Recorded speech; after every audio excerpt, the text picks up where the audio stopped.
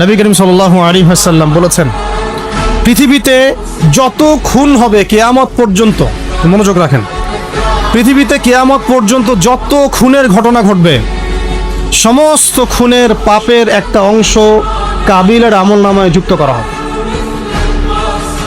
এখানে কে সফল? মহাকাব্য কে রচনা করেছে, হাবিল না কাবিল? আল্লাহ পাক আমাদেরকে শিক্ষা নেওয়ার তৌফিক দান। নূহ আলাইহিস সালামের যুগে নূহ আলাইহিস সালামের একজন সন্তান, সে ঈমান নিয়ে আসে নাই। বাবা তাকে ডাকছেন, আল্লাহর গজব চলে আসবে, তুমি তাড়াতাড়ি নৌকায় উঠো। সে বলছে যে আমি নৌকায় উঠবো না, আমি পাহাড়ের উপর উঠে যাব। ইয়াসিমুনি মিনাল মা, পাহাড় আমাকে পানি থেকে বাঁচাবে।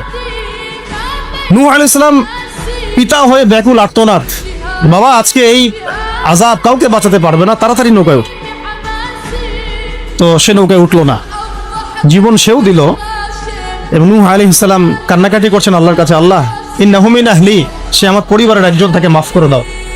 আল্লাহ রাব্বুল আলামিন বলছেন লাইসা মিন আহলিক, সে তোমার পরিবারের কেউ না। এখানেও নূহ আলাইহিস সালামের পুত্র নবীর সন্তান জীবন দিলেন, কিন্তু মহাকাব্য রচিত হলো না। কথা কি বুঝতে পারছেন? মহাকাব্য রচিত হলো না। এভাবে লূত আলাইহিস সালাম যাচ্ছেন, কারণ আপনারা জানেন লূত আলাইহিস সালাম এসেছিলেন সাদুম জাতির জন্য নবী হিসেবে। ওই জাতির মূল পাপই ছিল সমকামিতা, যেটাকে এখন আমরা এই সো কল্ড ট্রান্সজেন্ডার, তারপরে এলজিবিটি এইসব ইস্যুর মধ্যে নিয়ে আসছি।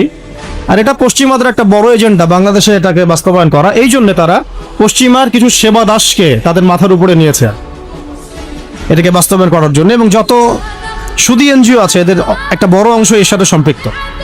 কয়দিন পরে যদি দেখা যায় যে ক্লাসরুমের মধ্যে আপনারা বসে আছেন, ডানে বামে এলজিবিটি লোকজন বসে আছে, অবাক হওয়ার কিছু নেই। ওইদিকেই জাতিকে নিয়ে যাওয়ার চেষ্টা তারা করছে, কিন্তু ইনশাআল্লাহ আমরা সেটা হতে দিব না। আমরা সেই লূত আলাইহিস সালামের যুগে আল্লাহর পক্ষ থেকে যে শাস্তি আসছে, ওই শাস্তিকে আমরা আসতে দিব না ইনশাআল্লাহ। তোমরা ওই শাস্তি আনার ব্যবস্থা করবা, এই জাতিকে সমূলে ডোবানোর ব্যবস্থা করবা, এটা আমরা হতে দিব না। লূত আলাইহিস সালাম দাওয়াতের কাজ করেই যাচ্ছেন, তাদের কওম সেটা শুনছে না। মূল পাপ ছিল তাদের সমকামিতা, হোমোসেক্সুয়ালিটি। আল্লাহ পাক এমন ভাবে তাদেরকে ধ্বংস করেছেন যেভাবে অন্য কোনো কওমকে করেন নাই। আসমান থেকে ফেরেশতা পাঠিয়ে জর্ডানে দেখবেন ডেড সি, মৃত সাগর, ওই জায়গাটা আছে এখনো, ওখানে সাদুম গোত্র বাস করতো। পাখা দিয়ে ফেরেশতারা তাদের পাখা দিয়ে ওই জায়গাটায় এইভাবে উঠিয়ে আসমানে উঠিয়ে আসমান থেকে পাথর বর্ষণ করে এদের সবাইকে থ্যাতলা করে আবার উল্টা দিকে দাফন করে দেওয়া হয়েছে। এমন শাস্তি পৃথিবীর ইতিহাসে কাউকে দেওয়া হয় না।